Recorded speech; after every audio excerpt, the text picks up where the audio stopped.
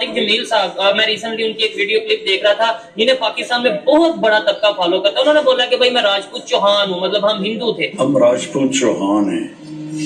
پرتھوی راج کا ایک بیٹا تھا رام دیو چوہان. انڈیا میں سب سے لمبی حکومت چوہانوں نے کی ہے، 600 سال. 600 سال کسی خاندان کی حکومت نہیں. تو یہ واحد راجپوتوں کی شاخ ہے جنہوں نے 600 برس حکومت کی. تو ان میں سے اس کا ایک بیٹا تھا رام دیو، وہ خواجہ معین الدین چشتی رحمہ اللہ تعالیٰ کے ہاتھوں مسلمان ہوا. تو ہم لوگ اس کی نسل میں سے. وہ صرف اس حد تک جوڑیں گے کہ میں چوہان ہوں، کیونکہ چوہان مسلمان بھی ہیں. اچھا مگر وہ کبھی ہندو چوہانوں سے اپنا رشتہ نہیں جوڑیں گے. فار ایگزامپل اقبال نے برملا کہا کہ وہ برہمن زادہ ہے. ٹھیک ہے، میں برملا تسلیم کرتا ہوں کہ میں برہمن زادہ ہوں. اچھا، میں اس پہ پراؤڈ فیل کرتا ہوں. جب میں چھوٹا تھا تو اس وقت جو میں نے تاریخ پڑھی وہ چندر گپت موریہ سے شروع ہوتی تھی. ٹھیک ہے، اس میں اشوک کا ذکر تھا. مگر جب میٹرک میں پہنچا تو وہ تاریخ شروع ہوئی سکندر اعظم سے، اور سکندر اعظم 326 قبل از مسیح، اور اس کے بعد وہ جمپ کرتی ہے اور سیدھی 712 پہ آ جاتی ہے. محمد بن قاسم پہ درمیان میں 1000 سال اڑا کے رکھ دیا انہوں نے. راجہ طاہر ہیرو ہے، سندھ کا ہیرو ہے. وہاں پہ لوگ آج بھی اس کی پرستش کرتے ہیں. بھگت سنگھ میرا ہیرو ہے، بھگت سنگھ پنجاب کا ہیرو ہے. ہمارا ہیرو جو ہے وہ راجہ پورس ہے، جس نے سکندر کو ٹف ٹائم دیا. انڈیا میں ڈیموکریسی ہے، اچھا، پاکستان میں ایجنٹوکریسی ہے. یہاں پہ ایجنٹوں کی حکومت ہے.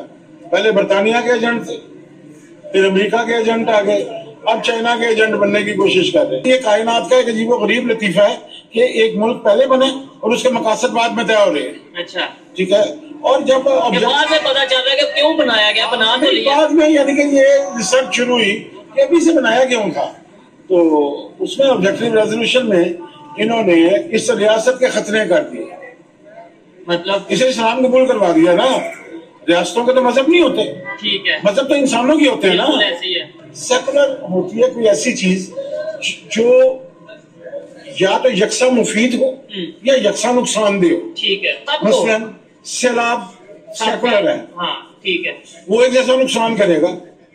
سورج سیکولر ہے، سب کو دھوپ دے گا.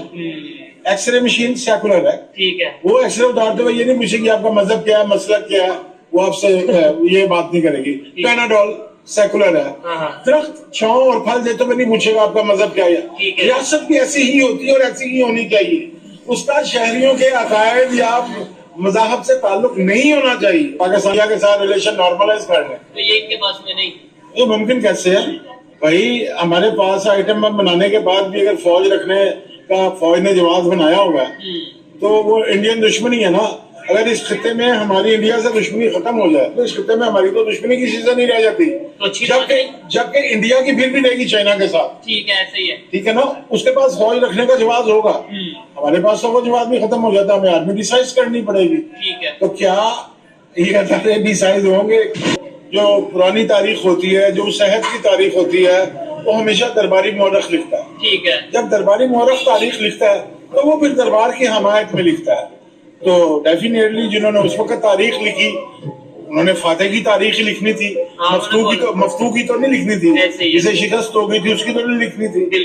تو انہوں نے محمد بن قاسم کے بارے میں جو تھا لکھا سارا کچھ. ٹھیک ہو گیا. لیکن یہاں پہ کوشچن یہ آ جاتا ہے کہ محمد بن قاسم عربوں کا ہیرو، ٹھیک ہے، خاندان بنو امیہ کا ہیرو تھا. ٹھیک ہے، اس میں کوئی دوسری